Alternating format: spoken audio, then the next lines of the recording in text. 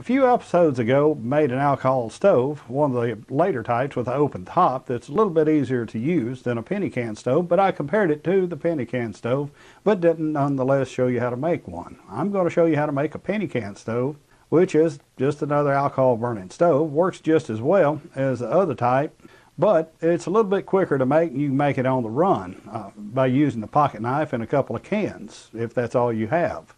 Welcome back to Survival Exist.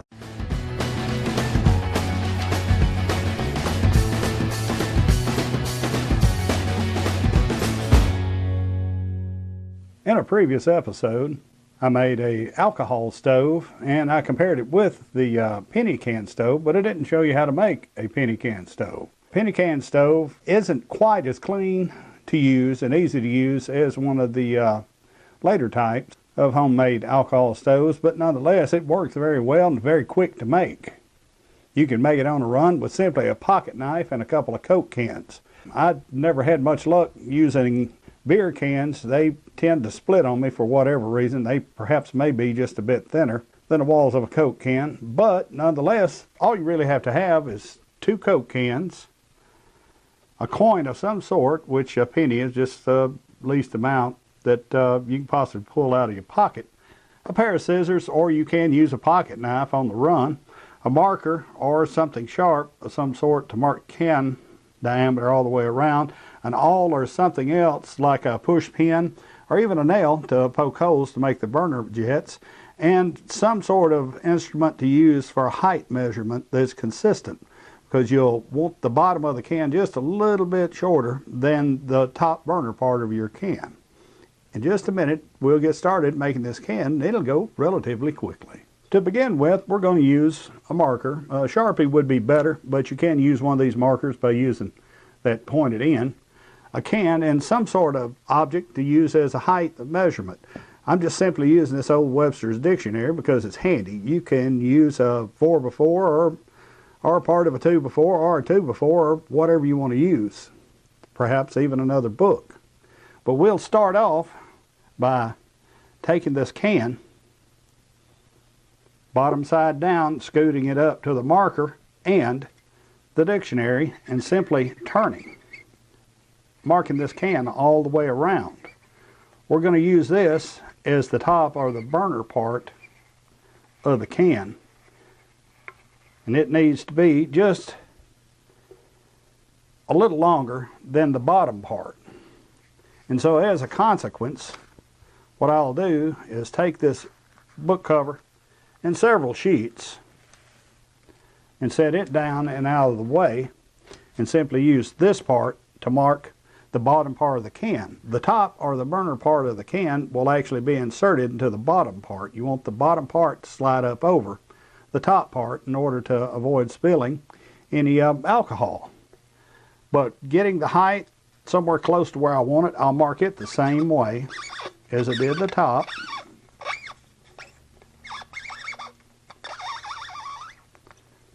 Thereby making a straight line all the way around. Next, we'll take a pair of scissors and cut both of these bottoms of the can out, and keeping up with the one that's just slightly longer that we're going to use for the top part or the burner of the can. Taking the longer can, the one that measures longer, it's going to be the top part. Before we cut this out around this line, we need to poke the holes for the burners around the edge of the can, and also 3 or 4 fill holes, absolutely no larger than the diameter of the coin you're going to use, which in this case, it'll be a penny. First, we'll start out making these burner jet holes, and we're going to make several.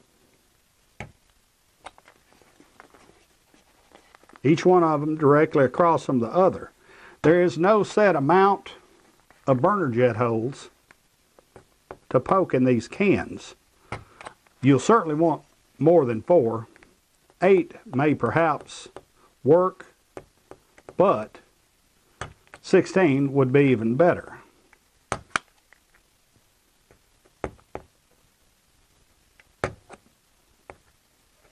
And if you use an awl, it goes much, much quicker than it does with a push pin or a nail. Something with a handle on it always works better, and awl is just absolutely perfect for this, but you can use a knife blade by very gently putting a hole in it, pushing it in slightly and turning it, and it'll work equally well. This is just much quicker. I'm going to double the amount of holes in this from what I've got right there. The amount that I have already in it will probably work absolutely fine, but I found that within reason, more holes for jets, the jet holes, the better the stove actually functions. But you don't want to get so many that it just gets ridiculous.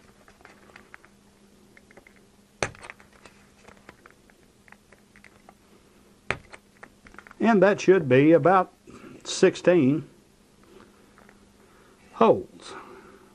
Let's count them. 1, 2, 3, 4, 5, 6, 7, 8, 9, 10, 11, 12, 13, 14, 15, 16, 17, 18 holes, or about 18 holes. And this, remember, is the top part of our stove, and the burner jet holes are there. Therefore, we need filler holes in the top of this. And I'll just simply put about 4 holes in here in order to fill the stove whenever we're going to use it for heating water for whatever purpose. And like I said before, the distance around these holes, the circumference of the holes, should be no bigger than the coin you're going to use. And of course this one is a penny and it isn't any larger.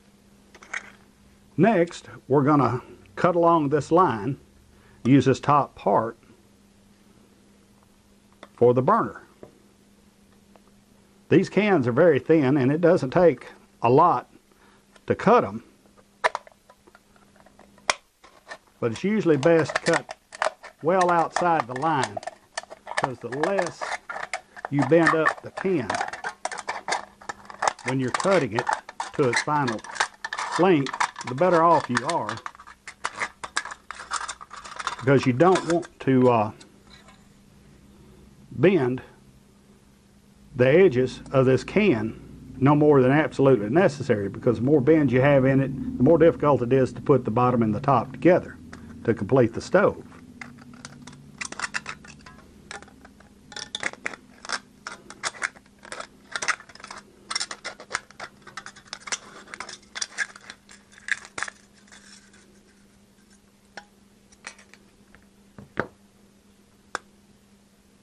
And that cut completed the top part of this stove. I'll set it to the side and remove some of the scraps from the area. These edges are very sharp and absolutely will cut you. Next, we're going to cut the bottom of the stove. We'll come well above the line and poke a hole in the can, or just simply cut it. Cut it all the way around and do it just like we did the top part of the stove, in order to remove some of this excess metal to make it easier to follow the lines and not ruffle up the stove edge.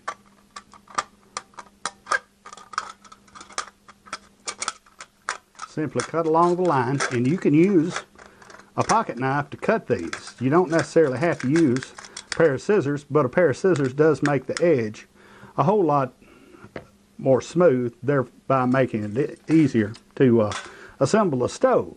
And that's all the parts that it takes to make one of these stoves, including the penny. Some people suggest that you put fiberglass on the inside of these stoves to avoid sloshing, but in my mind it's not necessary, because one of these stoves, once lit, you're not going to be moving it around. You're not going to leave it full of alcohol, because there's actually no way to secure the alcohol that's on the inside, so you want to either burn it all out or try to recover it and reuse it if possible, if you have a suitable container. With these particular kind of stoves, you always want to put the top part, the burner part, down inside the base. And that's why you cut the base slightly shorter, so it should come in to about that distance once it seats all the way down, and it doesn't leave this rough edge sticking above up here to have something else to cut yourself on. You can still tool it down with the edge of some sort of tool, either this marker, that awl, or this pair of scissors. Anything actually will do. Even a coin from your pocket will do. But you do want to put the top or the burner part, you want to insert it into the bottom. You don't want this hanging over the outside where alcohol has the potential of sloshing outside and catching on fire anything that you may have your alcohol stove setting on. That's why you want the burner or top part inserted into the base. These can be somewhat difficult sometimes to get inserted, but once you get them going, they'll go ahead and go. Once you get it together, simply squeeze it together. Be careful though, because if the inside of this collapses, you'll cut yourself on the edge of that bottom. But you do want to get it as far home as it can go, even down to putting it on something and just simply pushing down, and you can feel it. And this is all it takes to make a penny can stove. It's ready to be filled up and a little bit perhaps sloshed over the sides and around it, where you can heat the stove up and start the alcohol boiling and turn into a gas, and it'll burn out of these burners. And simply once it starts burning fairly well, you simply throw the penny in the middle over those holes, and just the way that penny will restrict enough of the pressure trying to come from the inside and go out and blow it out these burners, and making you a perfectly acceptable alcohol stove. That's all there is to it. It is absolutely very simple. Very simple idea, very simple to make on the run. All you need is alcohol. Let me get some of this stuff cleaned up, and I'll get a cookie sheet and a piece of aluminum foil to go around it, and some heat alcohol, and we'll fill this little stove up, start it, and see how it burns. I'll be back with you in just a minute. These little alcohol stoves, of course, run off of alcohol, and their operation is not complicated at all. It's simply a little bit of pressure from the heat of the fire burning around the alcohol, causing it to vaporize or go into a gaseous state, and the gases burning off of it with the flame. The alcohol you use is, of course, up to you, but what I found works best is actually this heat that comes in a yellow bottle. It's designed as a gas line antifreeze for the winter for vehicles. There is some heat that is designed for other type engines that's in a red bottle. Do not use it. It will not work. Other types of alcohol that will work, though, is rubbing alcohol, but it needs to be an extremely high content of alcohol, and regular rubbing alcohol that most people buy from the drug or department store simply does not have a high enough alcohol level. You have to look really close at the bottle to see the percentage of alcohol, but it has to have a very high percent of alcohol in order for it to burn properly. You can also find alcohol in the paint department of most department stores, hardware stores, that will work also. Both of these, although they do work and they're far better than nothing, they're more expensive and they don't work as well. I try to stick with heat. It's very easy to find in the automotive section of pretty much any department or parts store, and it's not nearly as expensive. Okay, to light this stove, we need to put the stove itself on a surface that's not flammable. Normally you would use these outside. I'm doing this as demonstration purposes inside my home because it's rainy outside, and although the temperature is up quite warm and very nice today, especially to be this time of winter, still I don't want to do this out in the rain. But whenever you do it, try to do it outside, and always do it on a surface that is not flammable, because you not only have to put alcohol inside this stove, but you have to slosh it around the outside of the stove and down on whatever it's setting on, because in order to raise the temperature of the alcohol to an amount to get it to gas off, it takes flame, and of course you don't want to open flame on anything flammable. So normally you'll try to find a harder surface whenever possible, such as a rock or something along that line, but you can also just simply clear out a place on the dirt and do it in there. What I've found is a canteen cup. If you fill it about 3/4 full, perhaps a little bit more, there's about 2 cups of water in a canteen cup. In order to start 2 cups of water in a canteen cup boiling, it takes approximately 10 minutes, so you have to always make sure in order if you need your water that temperature. And if it's not previously cleaned water, you do need to get it to boiling. Actually, it needs to be boiling for 1 minute or longer. Okay, we're going to put some alcohol in this stove.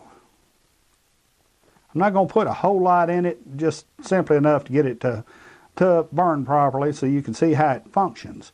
But remember, with these penny stoves, you must spill some of the alcohol around the outside of the stove and down onto the base. So as a consequence, we're going to pour some down the side. And while it doesn't take a whole lot, you have to have enough alcohol in it in order for the alcohol to get hot inside the stove for it to gas off. I'm going to turn these lights off so that we can see how this stove starts up and lights.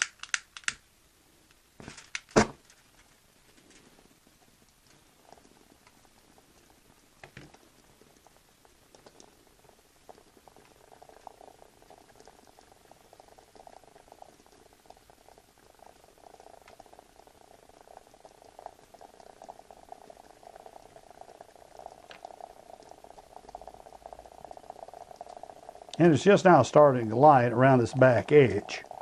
As you can see, it's also starting to flame in the center. That's where the pressure's coming out. Once it gets to this point, you simply take your coin, this penny, and pitch it in the middle, and it'll naturally find its center. And notice it stopped flaming out of the center now, but it is flaming out of these jet holes. These aluminum can penny stoves are not real strong, so they will not hold a lot of weight on top of them. Something relatively light would be all right to put on top of it, but even better than that, you should really carry some sort of wire, or as I use quite often, some flashing for a windscreen, and also to have a pot stand for the pot of whatever you're heating the water up in, to keep the weight of it off the stove. And also, if you'll keep it up about this high, it will certainly flame better. In order to put these stoves out, you can take your canteen cup or whatever you have and set it over the top of it and snuff the fire out. But with these penny can stoves, usually you can just simply blow it out if you need to put it out. This has been Bobby with Survival Existence, helping you help yourself. Subscribe to our YouTube channel here at Survival Existence. Come visit us on Facebook. Come to our website at survivalexistence.com. Have a good day.